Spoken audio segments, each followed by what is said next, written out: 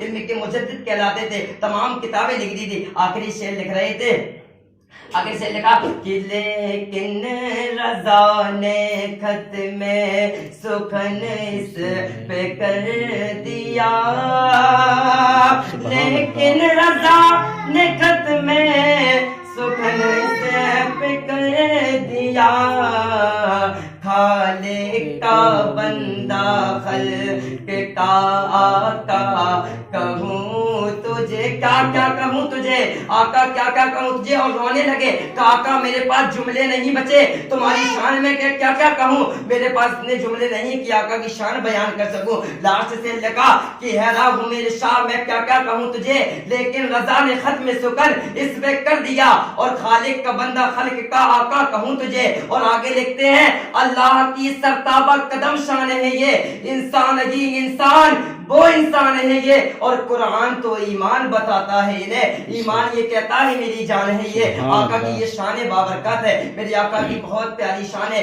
میرے آقا کی کیا پیاری زلفیں، میرے آقا کی شان کو کیا کوئی ملاحظہ کر پائے گا، ایک علم ہی والا میرے آقا کی شان کو ملاحظہ کر پائے گا، اور جس کے اندر ایمان کا تقاضا باقی ہے وہی میرے آقا کی شان کو سمجھ پائے گا۔ ایک مرتبہ میرے آقا مدینہ منورہ سے تشریف لے جا رہے تھے، جب ایک جنگل کے باغ پر میرے آقا پہنچے تو ایک دم ادھر پہ کوئی قافلہ ٹھہرا ہوا تھا، ایک راجہ مہاراجاؤں کا بڑا قافلہ ٹھہرا ہوا تھا، اس قافلے کا بڑا سردار تھا جو اپنے گھوڑوں کو لین سی باندھے ہوئے اور ادھر ایک تمبو اور کرانت لگائے ہوئے قافلہ ٹھہرا ہوا تھا۔ میرے آقا یوں ہی ٹہلتے ہوئے جنگل سے گزرنے لگے، جیسے میرے آقا نے اس گھوڑوں کی کرانت دیکھی، میرے آقا نے اس گھوڑوں کی قطار دیکھی تو میرے آقا نے ایک گھوڑے کو، میرے آقا نے اس گھوڑوں میں سے ایک گھوڑا پسند آ گیا جو لال رنگ کا تھا۔ میرے آقا نے جیسے گھوڑے کو دیکھا اور آپ نے اپنے دستے مبارک اس گھوڑے کے پیٹھ پر رکھ دیے اور آواز لگائی جوری سے، یہ گھوڑے کا مالک کون ہے؟ جب میرے آقا نے اس جنگل میں آواز لگائی کہ اس گھوڑے کا مالک کون ہے تو اچانک اتفاق سے جو اس قافلے کا سردار تھا وہی گھوڑے کا مالک تھا۔ جب میرے آقا کو دیکھتا ہے کہ میرے آقا نے آواز لگائی، جانتا تو نہیں تھا کہ مدینے کے منورہ کے پیارے آقا سردار قریش ہے، تو نہیں جانتا تھا، جیسے میرے آقا نے آواز ماری یہ گھوڑے کا سردار کون ہے تو اتفاق سے وہی قافلے والا گھوڑے کا سردار تھا۔ جیسے ہی وہ آیا قافلے کا سردار اور آقا سے سنا یہ تو آقا نے اس سے کہا کیا یہ گھوڑا بیچو گے؟ تو اس نے کہا مجھے گھوڑا بیچنا نہیں تھا، وہ اپنے دل میں کہہ رہا ہے کہ مجھے گھوڑا بیچنا نہیں ہے، اور میرے آقا نے کہا یہ گھوڑا بیچو گے؟ تو اس نے کہا، میرے آقا نے کہ یہ گھوڑا مجھے پسند آ گیا ہے، اگر آپ بیچنا چاہیں تو یہ گھوڑا مجھے بیچ دیں اور اس کی قیمت بتا دیں۔ تو اس کے دل میں یہ تھا کہ مجھے گھوڑا بیچنا نہیں تھا، اور جب میری آقا کے مبارک ہونٹوں سے یہ جملہ سنتا ہے کہ یہ گھوڑا بیچو گے تو اس نے آقا ہی سے کہہ دیا کہ ہاں بیچوں گا، پر بیچنا نہیں تھا۔ میرے آقا نے کہا کتنے کا؟ 200 300 400 500 روپے میں، کچھ زمانے کے ریاض کی بات نہیں، اس دور کی بات کر رہا ہوں۔ 500 میں آقا نے گھوڑے کی قیمت لگا دی۔ جب میرے آقا نے گھوڑے کی قیمت لگا دی، گھوڑے کی قیمت جیسے ہی لگائی آقا نے تو کہا یہ 500 روپے کا گھوڑا میں آپ کا لے لوں گا۔ تو آقا نے کہا میں ابھی یوں ہی ٹہلتا ہوا مدینے منورہ سے اس جنگل آ گیا، مجھے یہ معلوم نہیں تھا کہ آپ کا گھوڑا دیکھ لوں گا مجھے پسند آ جائے گا، اور میرے آقا تو علم غیب بھی جانتے ہیں، میرے آقا تو یہ بھی جانتے ہیں کہ کل کیا ہونے والا ہے۔ ارے مسلمان بھائیوں، بعض روایات میں تو یہ بھی آیا ہے کہ ابھی میں جو سوچ نہیں پایا میرے آقا اس کو بھی جان گئے۔ کہتے سبحان اللہ، میرے آقا کی بہت بڑی شان ہے۔ میرے آقا نے کہا کہ یہ گھوڑا کتنے کا؟ 500 روپے میں گھوڑے کی بات ہو گئی تو آقا نے اس سے کہا سردار سے یہ گھوڑا میں 500 روپے کا لے لیا اور میرے پاس ابھی کچھ پیسے نہیں، میں آپ کا گھوڑا خریدنے کے لیے نہیں آیا تھا، یوں ہی ٹہلتا ہوا مدینے شریف آ گیا تو آپ کا گھوڑا پسند آیا، میں نے سودا کر لی۔ میرے آقا سے اس نے کہا ٹھیک ہے۔ آقا نے کہا قریب میں میرا شہر ہے، مسجد کو لوگ پیار سے مدینہ کہتے ہیں، جسے لوگ پیار سے مدینہ کہتے ہیں، یہ رہی میرا شہر ہے، میں ایک گھوڑا لے کر جاؤں گا اور اپنے شہر میں اس گھوڑے کو باندھ لوں گا اور اپنے 2 غلام بھیجوں گا، وہ آپ کو قیمت دے دیں گے۔ اس بادشاہ تو آقا کو جانتا نہیں تھا اور بھاری بڑا قافلہ ادھر ٹھہرا ہوا تھا۔ جب اس نے یہ کہا کہ گھوڑا میں، آقا نے کہا کہ میں یہ گھوڑا لے جاؤں تو اس نے کہا ہاں لے جاؤ۔ میرے آقا نے گھوڑے کی لگام پکڑی اور آقا گھوڑے پر سوار ہوئے اور گھوڑا لے جانے لگے۔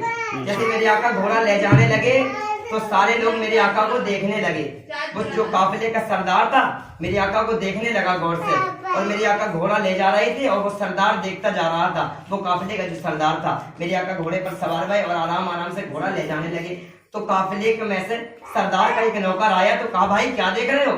سردار سے جب اس نے کہا کیا دیکھ رہے ہو تو اس نے کہا یہ گھوڑا دیکھ رہا ہوں۔ کہا گھوڑا تو آپ کا ہے، اب کیا دیکھ رہے ہو؟ کہا گھوڑا تو بیچ دیا۔ کہا جب گھوڑا بیچ دیا تو پھر کیا دیکھ رہے ہو؟ कहा भाई कीमत बाकी है। कह रहे मेरे भाई कैसे आदमी हो, घोड़ा भी बेच दिया, कीमत भी बाकी है, फिर तो कीमत बाकी है तो फिर घोड़ा ही बेचा क्यों था? कहा भाई कुछ ही देर में वो अपने गुलामों को भेजेगा और मुझे कीमत दे देगा। उसने कहा अगर आप उसे जानते हैं? तो उसने कहा मैं तो उसे नहीं जानता।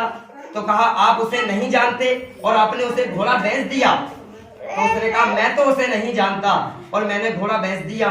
और कहा अगर वो ना आया?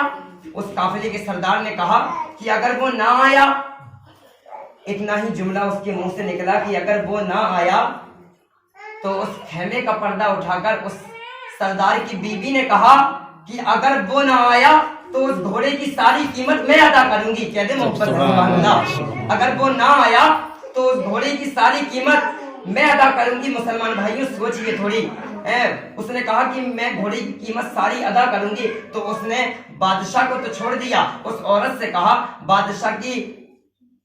बादशाह की मालिकिन से कहा कि क्या आप उसे जानती हैं जो घोड़ा ले गया मालिक का? तो कहा मैं तो उसे नहीं जानती, मगर जब वो मेरे शौहर से बातें कर रहा था, जब वो मेरे शौहर के पास खड़ा हुआ था और जब वो बातें कर रहा था तो मैं उसका चेहरा देख रही थी, उसके चेहरों से फूलों की धार लगी हुई थी और उसकी आंखें जब देख रही थी, उसकी आंखों में क्या मंजर सुहाना नजर आ रहा था। और मेरे आका से जब वो बातें कर रहा था तो क्या उसके जुमले थे, मेरे आका से जब वो बातें कर रहा था उसकी नूरानी चेहरे पे क्या चमक थी। मैं तो उसे नहीं जानता। इतना ही बात हो रही थी कि मेरे आका के गुलाम आए और कहा मेरे आका घोड़ा किससे ले गए? उस सरदार ने कहा मुझसे ले गए। कहा मुझसे ले गए तो मेरे आका ने ये पैसे भेजे, ये आपकी रकम है घोड़े की, ये रकम लो। तो कहा मैं घोड़े की रकम तो नहीं लूंगा, पर ये बता दें आप कि वो थे कौन? उस सरदार ने कहा कि मैं घोड़े की रकम तो नहीं लूंगा, पर आप ये बता दें, आका के गुलाम से अर्ज कर रहे हैं कि ये बता दें कि आखिर वो थे कौन? तो उसने कहा आप उसे नहीं जानते? तो कहा मैं नहीं जानता। कहा आप उसे नहीं जानते, उसे तो पूरी कायनात जानती है। तो कहा पूरी कायनात जानती है, पर आखिर वो थे कहा वो मेरे आका थे और हम उसके उम्मती हैं। कहा अच्छा। तो कहा ये घोड़े के पैसे लो, मेरे आका ने भेजे हैं। कहा मैं पैसे नहीं लूंगा, पहले मुझे उसी आदमी के पास ले चलिए। कहा मेरे भाई आप उसे जानते नहीं तो आप उसके पास कैसे जाएंगे? कहा मैं तो उसे नहीं जानता, जब से वो मेरा घोड़ा लेकर गया है मेरा दिल उधरी लगा है। मुझे ऐसा लग रहा है कि वो मेरा घोड़ा तो नहीं ले गया, जैसे घोड़े के साथ साथ मेरा दिल भी ले गया। वो काफिर कह रहा है कि ऐसा लगता है मुझे वो मेरा घोड़ा तो ले ही नहीं गया, घोड़े के साथ साथ मेरा दिल ले गया, मेरी नजर उसी की तरफ लगी है। उस गुलामों ने, मेरे आका के जो गुलाम आए थे, उसने उस काफिले को उठाया और सारा काफिला आका की बारगाह में पेश किया। आका की बारगाह में जब पेश हुआ, सबने अपनी अपनी पगड़ी उतारी और आका के कदम मुबारक पर रखी और सारे काफिले ने कलमा पढ़ा और मुसलमान हो गए, इस्लाम हो गए। ये मेरे आका की शान गिरामी है, मेरे आका का बहुत आली मकाम है, मेरे आका की क्या शान अजीम तरबाला है। मेरे आका के या मुसलमान भाइयों, मेरे आका का फरमान है कि जिस मुसलमान भाइयों ने मेरी सुन्नत से मोहब्बत की, आका फरमाते हैं जिसने मेरी सुन्नत से मोहब्बत की उसने गोया कि मुझसे मोहब्बत की। आका की जिसने सुन्नत से मोहब्बत की, आका ने फरमाया कि उसने मुझसे मोहब्बत की, और जिसने मुझसे मोहब्बत की बरोज़े क़यामत वो मेरे साथ होगा। मेरे आका ये इरशाद फरमा रहे हैं। मुसलमान भाइयों, हम लोगों के ज़हन में कुछ नहीं आता है समझ के, इंशाअल्लाह ताला थोड़ा बयान इस किताब से करेंगे और अपनी गुफ्तगू इख्तिताम पर लेंगे। आइए कुछ कयामत का मंजर बयान करते हैं।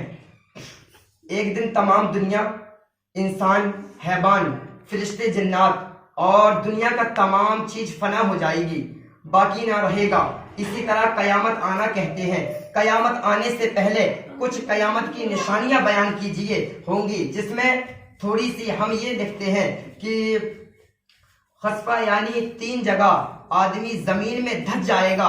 जब कयामत की निशानी जो अभी दौर में हो रहा है, मेरे आका 1400 साल पहले इनायत फरमा गए हैं कि कयामत आने की कुछ निशानियां क्या हैं। हम लोगों के दिलों में गुनाहों की ताहें जम चुकी हैं, हम लोगों को दिलों में अब कुछ असर नहीं करता है। आका फरमाते हैं जो मुसलमान भाई एक गुनाह करता है तो उसके दिल में गुनाहों का एक नुक्ता रख दिया जाता है। जो मुसलमान एक टाइम की नमाज छोड़ता है तो उसके दिल में ना एक गुनाह का नुक्ता रख दिया जाता है, और वो नुक्ता काले कलर का होता है। जब वो एक गुनाह करता है वो दो नुक्ता छोटा सा रख दिया जाता है। मुसलमान भाइयों, सोचने की बात है, तवज्जो चाहता हूँ कि जब वो नुक्ता एक रख दिया जाता है और जब मुसलमान मेरा भाई दूसरी तरफ गुनाह की जानिब बढ़ता है तो अल्लाह फरमाता है कि उसके दिल में और नुक्ता है। जब वो दूसरी तरफ गुनाहों की तरफ बढ़ता है तो उसके वक्त ऐसा आता है कि उसको गुनाहों से बाज नहीं आती और उसका दिल काला कर दिया जाता है। जब उसका दिल अल्लाह कहता है कि काला कर देता और काला कर दिया जाता है तो उसके दिल में दीन की कोई बात असर नहीं करती, दीन की कोई बात असर नहीं करती। ये मेरे आका का फरमान है। जब मुसलमान भाई नमाज छोड़ता है तो जहन्नम के दरवाजे पे नाम लिख दिया जाता है और जहन्नम के दरवाजे पे नाम लिख दिया जाता है। और जब मुसलमान भाई रोजा छोड़ता है, अल्लाह रब्बुल इज्जत फरमाता है ये मुबारक महीना आने वाला है जिसकी हम लोगों को शहादत हासिल होगी। हम मुसलमान भाइयों को ये महीना अता करा है, हम लोगों को फख्र करना चाहिए, आका की शान पे कुर्बान हो जाना चाहिए। ये नहीं कहते हैं कि रमजान के पूरे रोजे रख लिए तो हम मुसलमान हैं, इसको मुसलमान नहीं कहते। रोजे के साथ साथ आका की शान को भी समझना है कि मेरे आका रजब के